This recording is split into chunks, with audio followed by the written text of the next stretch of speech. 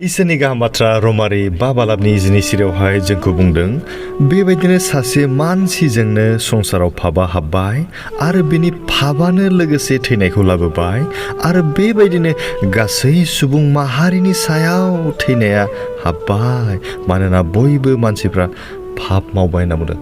जेब्ला संसाराव इसोरा मानसिखौ सोरजिबाय आदमखौ मानसि हिसाबै दाजेननाय जादोंमोन बेनिफ्रायनो संसाराव फाबा हाबजेनदों होनना बुंदों आरो बे जेब्ला फाब हाबबाय अब्लानो जोंनियावहाय जोङो मोदोम हिसाबैबो जों थैनायखौ मोनबाय जों आरो जिउआवबो आत्मिक हिसाबैबो जोङो थैनायखौ लाबोबाय होनना बुंदों।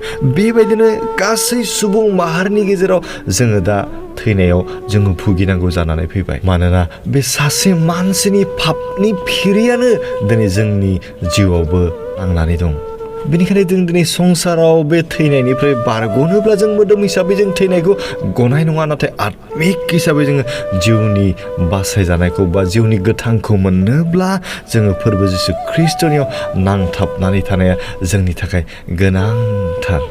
इसोरा बे गुसुं रावनि सायाव थानानै जों साफ्रोमखौबो आशीर्बाद खालामथों। आमेन। गोजोन्थों।